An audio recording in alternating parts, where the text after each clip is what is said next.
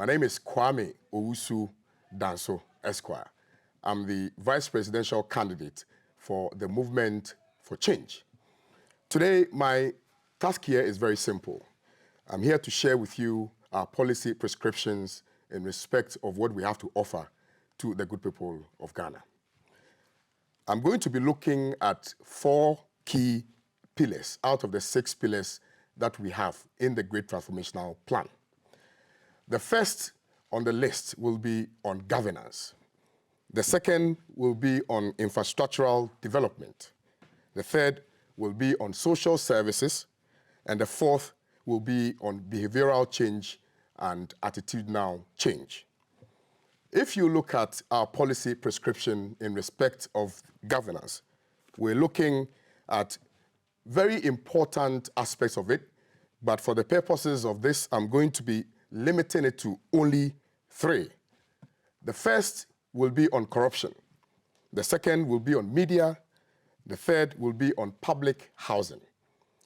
In the estimation of Movement for Change, we believe that if we are able to deal with these 3 key elements of the policy prescriptions, we will be able to fundamentally address some teething issues confronting the good people of this country. First, in relation to corruption, we do know that over the past 32 years, we have had a cyclical political deficiency, which has got to do with the continuous entrenchment of the 2 political parties, the 2 big political parties, which is the NDC and the MPP. Unfortunately, they have not been able to fundamentally deal with the issue of corruption. And it has become a political heralding topic where all these 2 political parties use our inability to address the issue of corruption in order that they can win political office. But what do we think should be done in relation to corruption? The Great Transformational Plan prescribes that in relation to corruption, first, we have to define what corruption is in order for us to be able to deal with the issue of corruption. Secondly, we should decouple the office of the special prosecutor. What it means is that we're going to create a specific anti-corruption office that will deal with the issue of corruption. So we're going to create what we call the anti-corruption czar. Now, the anti-corruption czar's authority will directly flow from the Constitution, because what we do have now is that the office of the special prosecutor that was specifically set up to deal with the issue of corruption is not so independent, particularly because it derives its authority from the Attorney General's power, which flows from the Constitution, Article 88 of the Constitution. And therefore, in order for us to be able to fundamentally deal with the issue of corruption, there's the need for us to create that independent anti-corruption czar that will deal with the issue of corruption. Now, the appointment of that anti-corruption czar will be made by a second chamber of parliament that will be created under the presidency of His Excellency Alan Kojo Chematin. Now, the second chamber will be an embodiment of well-meaning Ghanaians, of respected imams, of respected clergy, of respected, educationists, and people who have the wherewithal to ensure that, independence that we are talking about. So people will apply to the second chamber, and the second chamber will ensure that they do their own internal vettings and then ultimately elect or select somebody who will be an independent czar. Now, what we think that will do is that because that will not be an appendage of the executive, it is essentially going to be very independent and unbiased in addressing the issue of corruption. I do know, and you do know, that in relation to, for instance, conflict of interest, which has become an albatross around our necks, particularly because of how this administration has conducted itself relative to some contracts which were entered into by specific ministry, to which companies belonging to the minister benefited from the said transactions, and ultimately the state was not able to do anything about it, is primarily by reason of the fact that we have not been able to conclusively define what conflict of interest is. Now, to this end, we are proposing that to be able to address, the other issue of conflict of interest, the independent anti-corruption czar that will be appointed by the Second Chamber of Parliament will be able to independently investigate matters of corruption and conflict of interest in order that we can bring finality to the issue of corruption. I'm sure you are very much aware that as a nation, one of the banes that we have been dealing with has been the issue of corruption, because we lose so much to corruption. People benefiting from their offices, people using their privileged positions to make money from the people without accounting to the people, etc. So that is fundamentally what we are going to do in order that we can recoup some of the lost funds that we've made, some of the lost funds relative to our inability to deal with the issue of corruption.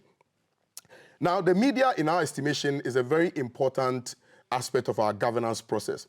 And oftentimes we have opined without equivocation that if the media is truly independent, the media will be able to fundamentally deal with the deficiencies that we have in our democracy. And to this end, we are going to ensure the absolute independence of the media, because we recognize that the media is the fourth estate of the realm. And in order that they can exhibit that independence, we need to make sure that we extricate, the involvement or the unseen hands of political elites from the operations of the media, so that the media can carry, the message of the people, or can truly represent the people and be the voice of the people. So we are going to, allow the media to be very independent in their operations, because as we do know, political elites and political leaders of these two political parties have somewhat bought the conscience of the media. And so we're going to make sure that we give them that absolute independence that they need to operate without fear or favor, without having to kowtow to the whims and caprices of political elites. So the media is another tool that we are going to use to fight corruption. Now, one other issue in relation to governance that is very dear to me personally is the issue of public housing. I'm sure you are very much aware that all the governments that we have had over the period have not been able to continue projects which have been started by previous administrations. And you do know that we've lost so much money by reason of the inactivity of governments relative to projects which have been started by previous administrations. We are not going to do that. The GTP prescribes that automatically, once we assume office, we are going to continue with abandoned projects, particularly within the housing sector. Now, there's also another issue that is of grave concern, particularly to the youth, in relation to the inadequacy or in relation to the issue of housing, which has got to do with rent. Now, if you live in Accra and all the urban and peri-urban areas, you do know that one thing that is nerve-wracking, one thing that is heart-wrenching has got to do with the issue of rent. If you live in specific areas such as, Kwabenya, East Legon, and even now in the peri-urban or the urban areas, you do know that it's very, very expensive to rent a single room. And for somebody who has just graduated from the university, who is now going to do his or her service, a place to put your head is one of the most important things that you'll be considering. Now, you do know also that we are unable to pay our national service personnel very well. Now, if you pay them 500 Ghana cedis and they have to live in maybe a Shoman Estate or Kwabenya or Achimota, and they have to pay 1,800 Ghana cedis for single room per month, then it's a burden. Particularly also because the Rent Act has not been executed, or the Rent Act has not really been respected. We violated the Rent Act.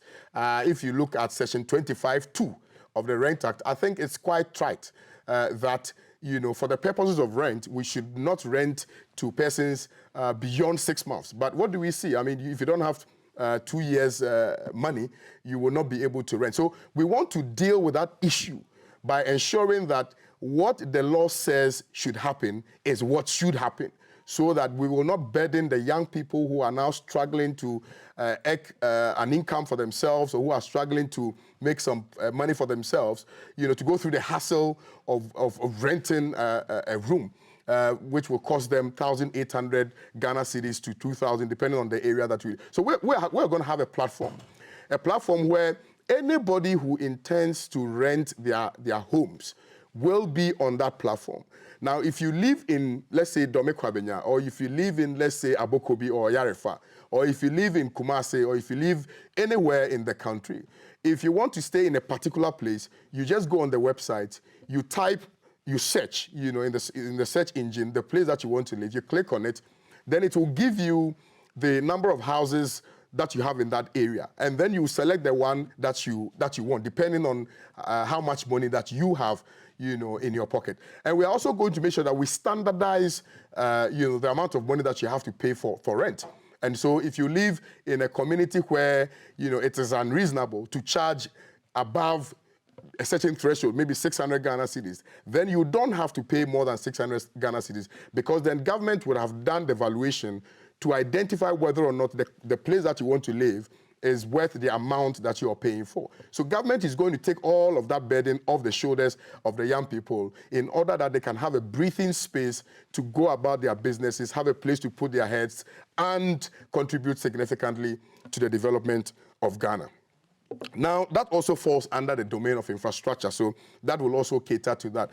Now, also, we're going to be looking at social services, the development of creative arts industry, and youth development, and Ghana Rural Aging Support Program, which we have defined as GRASP. Now, for the creative arts industry, you do know that if we are able to do our things correctly, then it is expected that our GDP can be contributed, or the creative arts industry, if well managed, can contribute quite significantly to our gross domestic product. I do recall that in Nigeria, for instance, in 2016-17 thereabout, there's evidence to the effect that the creative arts industry contributed quite significantly to the GDP of Nigeria, which ensured at the time that Nigeria's economy grew to a certain percentage, which surpassed that of South Africa. And so it is an untapped area that we feel that if we invest hugely in, will inure to the benefit of this country. And it will actually also create employment. Because, I was once upon a time a musician, and judging by, the kind of challenges that I faced at the time, and what I believe should have happened at the time, if those things had happened, I'm not sure that, perhaps I would have been very comfortable, still doing music or still doing anything relative to music. And so we are going to create what we call the Creative Arts Fund. Now, the Creative Arts Fund is going to, support persons in the creative arts industry. So comedians, musicians, artists, actors, actresses, anybody who finds himself in or herself in that space will be supported. Now, that money is going to ensure that you are able to record your music very well, that you are able to do your videos very well, that you are able to market your songs very well, that if you want to put your songs maybe on Spotify or Audiomack or any of those platforms, you are able to do so. Now, what's going to happen is that because government is going to create, that fund for us, we are going to make sure that we will recoup whatever it is that you make by reason of the promotion that has been given to you by government. So, for instance, if you put your song on Spotify, or if you put your song on Audiomack, and you are able to make some money, you will pay a certain small percentage of that money back to government, so that government can put it back in the fund, which will then go on to support, another up-and-coming artist or another well-established musician. Look at what independently Stonebwoy has been able to do, what independently Shatta Wale has been able to do, Sarkodie, and all the big musicians we have in this country. So if we are able to give them that support, that international support, they will be able to perhaps go to places where, some of us will not be able to go, and, which will invariably bring investors or foreign direct investment into the country. So the creative arts sector is one thing that we are very, very particular about, and we are going to ensure that we put in a lot of work and resources in order that we can engineer some interest in that, so that that can invariably, help resuscitate the economy. Also, we're going to have what we call the Creative Arts and Culture Expos. So the Creative Arts and Culture Expos will be an annual event. an annual event that will bring all, musicians together, an annual event that will bring all artists together, an annual event that will bring all comedians together, so that we will be able to market it internationally, which will mean that, we'd have some diasporans coming to Ghana to benefit from our cultural expositions or our cultural displays, and the talent that we have, or the music talent that we have, or the comedy talents that we have in this country. So we are very, very particular about youth development, about the creative arts sector, and all of that. Now, in relation to job creation, which is the mantra of His Excellency Alan Kojo Kyerematen, we are going to make sure that we create what we call the health booth. Now, the health booth will create about 100,000 jobs. Now, this is how it works. The health booth will be sort of like, the Momo agents, for instance. So if you live in any community, we will make sure that we provide the health booth in that particular community, so that when you want to check your vitals, your blood pressure, your sugar level, your blood level, you'll be able to just walk into that health booth. Of course, we would have trained, the young people, so that they will just simply check your vitals for you. You don't necessarily have to drive to a hospital to be able to check that. Now, we're going to create 100,000 of those booths across the country. What it means is that we would have created 100,000 jobs within that space. Now, if the person who we have given the booth to employs another person, that will be, 200,000, because then one person, in addition to the owner of the booth, would mean that we would have created 200,000 jobs. And this is something that is very dear to His Excellency Alan Kyerematen, because he believes in the health of the nation, and he believes that once we are able to ensure that the citizenry are strong and healthy, they will also be able to contribute quite significantly to the development of this country. So it is another aspect of job creation that we're going to do. Also, for young people who have just graduated senior high schools, we are going to implement a policy where compulsorily you are going to work for 1 year whilst you wait for your results, or whilst you prepare to go to the university. So you're not going to stay in the house. Compulsorily, you are going to work for 1 year. Now, the 1 year period will be for skills development, will be for training, and will be for your general development as a young person.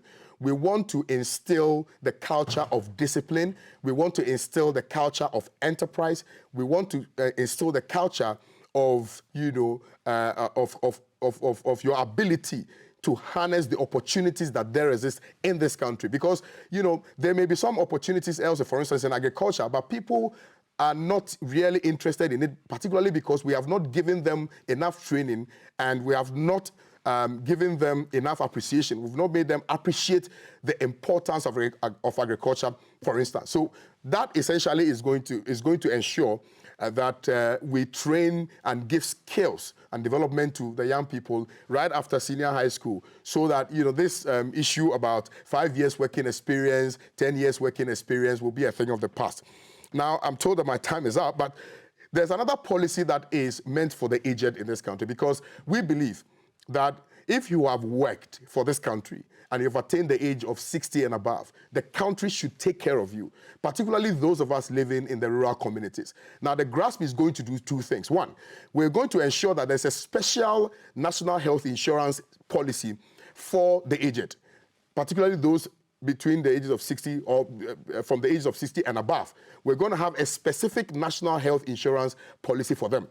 Now, that will mean that all sicknesses will be treated and the cost borne by government without, the aged paying for anything. The second aspect of it is that when we did our data analysis, we noticed that, if you look at the number of persons who are between the ages of 60 and above, just about 400,000 of them are within the rural communities. So government is going to also ensure that as part of the Ghana Rural Aging Support Program, we will provide, some monetary support or assistance. Maybe small, but at least they will take comfort in the fact that government cares about them. So we're going to pay 200 Ghana cedis to every person who is between the age of 60 and above, so that they can also go about their normal businesses and be able to fend for themselves, particularly those who were not, formally employed, so that they are not under any pension scheme, etc. Now, also, the final thing that we're going to be dealing with really has got to do with behavioral change. the issue of patriotism, the issue of attitude to work. Right now, as we speak, a lot of our young people are traveling out of the country, particularly because they've lost hope and confidence in the country. We want to bring back that hope.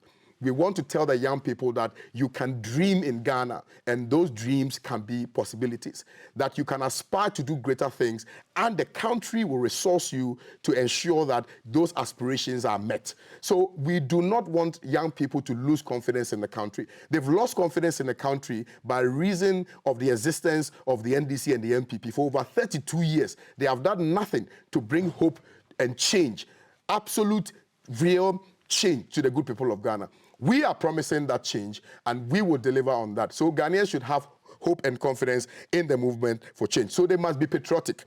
Now, attitude to work is something that, we are also going to deal with. We are going to make sure that every state institution or parastatal institution, we redesign the system such that people will be comfortable and confident in the institutions that they work, so that their attitude to work will change, so that the country can effectively benefit. These are but a few of the things that we have in the Great Transformational Plan. And I believe that with your vote, with your support, we will be able to break the duopoly which has existed for 32 years, which has not been able to bring real change to the good people of Ghana. So on the 7th of December, you know what to do. You have to vote for His Excellency Alan Kojo Kyerematen, so that we can implement all these things for the betterment and for the benefit of the average Ghanaian, particularly the young people. Vote number 13. Vote Asiewa. If you have any questions, you can ask those questions, and I'm prepared to answer them. Mary on Facebook wants to know, does your manifesto address poverty and income inequality? Yes, our manifesto addresses poverty and income inequality, and it is precisely what we are talking about.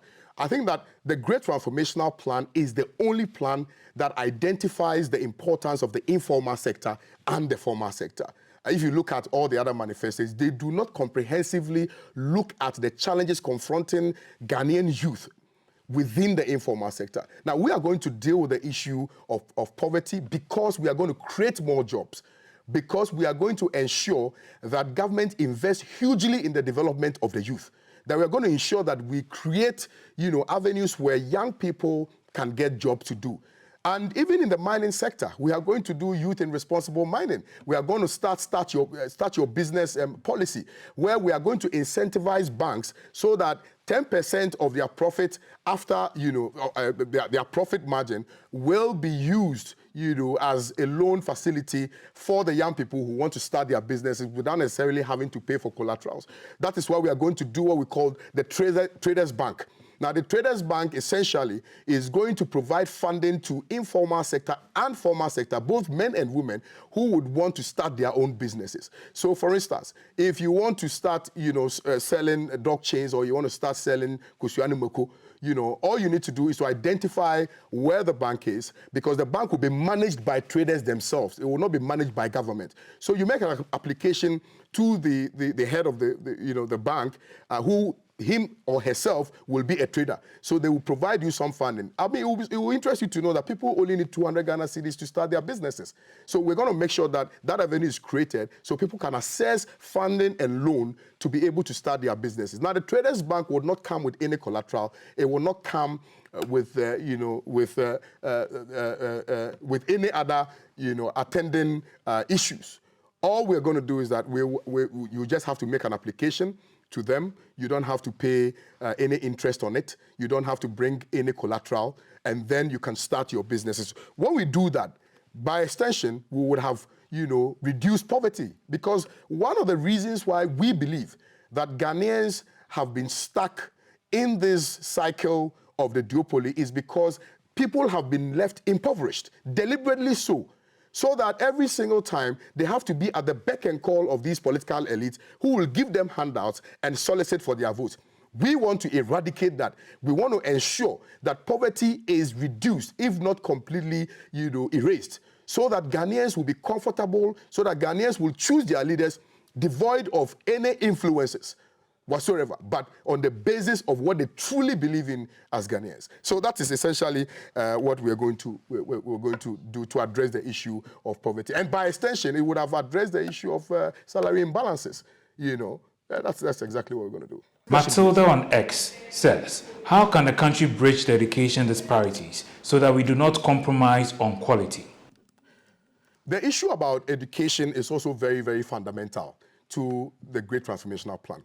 One of the things that we have identified is that we do not place so much emphasis on basic education, and we have not placed so much emphasis on Islam education, and we have not placed so much emphasis on quality. Now, what we are going to do in addressing these matters is that we are going to expand, education by investing in infrastructure. The reason why the free SHS is suffering is because government did not, first of all, do an analysis of what the realities are to be able to proffer that solution. Government went ahead and just implemented it, right? But the government implemented it without appreciating the fact that we had some infrastructural deficiencies. So we are going to invest hugely in infrastructure. We're going to invest hugely in curriculum development, and we're going to invest hugely in the teachers. Because if you have teachers who are paid well, who are comfortable, they will be able to now transfer the knowledge that they have to the younger people. So that is precisely what we are going to do. Now, if you look at the basic level, that is where the mindset is formed.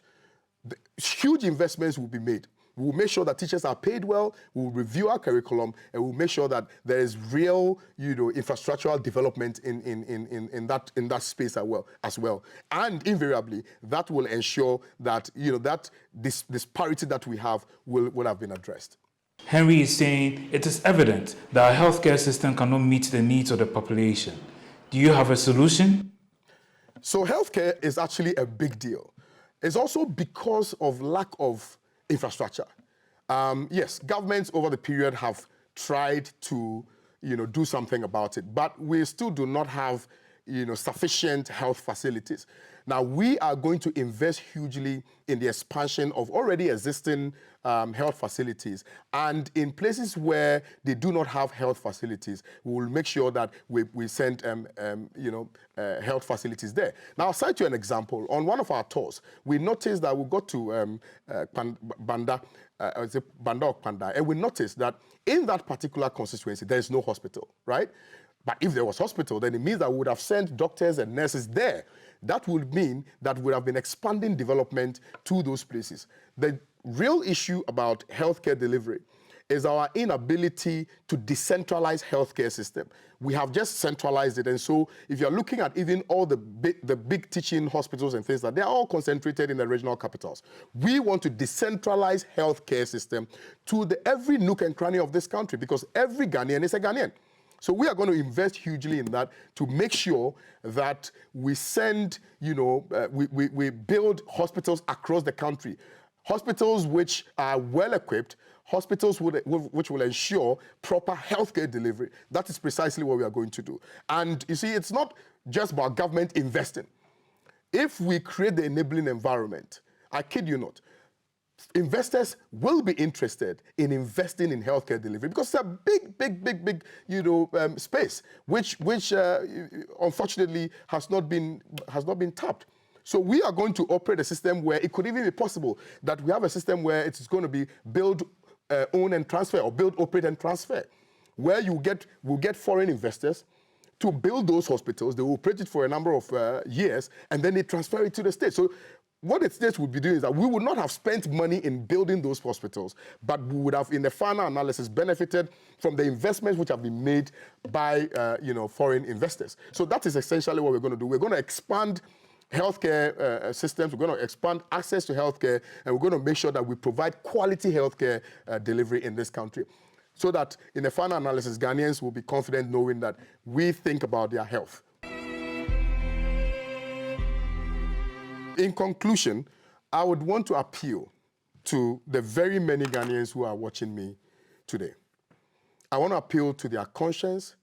I want to appeal to their thoughts patterns, that we have gotten to a point where it has become very important, now more than ever before, that we make or take decisions that will benefit the younger generation and posterity. Oftentimes, we focus so much about party colors.